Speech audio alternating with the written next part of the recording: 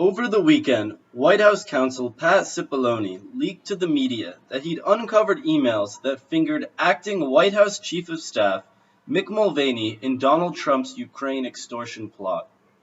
This wasn't surprising, as Cipollone and Mulvaney have been trying to scapegoat each other through the media for some time. Now it turns out two other administration officials are also making Mulvaney's life particularly difficult.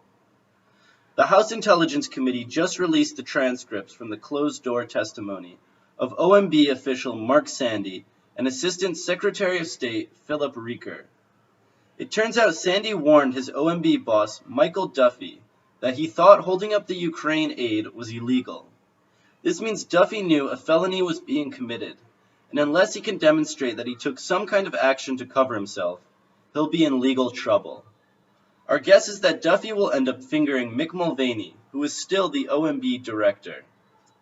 Even as we wait to see how that one plays out, Philip Reker has testified that his best understanding was that Mick Mulvaney was indeed the one behind holding up the Ukraine aid. When you pair this with Mulvaney's prior public confession that the holdup of the aid was indeed part of a quid pro quo, it's difficult to imagine how Mulvaney doesn't end up doing serious prison time once Trump has been finished off.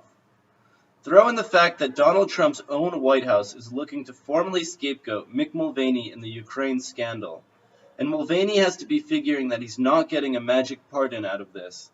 Mulvaney now has very few options, and the one that involves the least amount of prison time would be to promptly flip on Trump while there's still leniency to be had.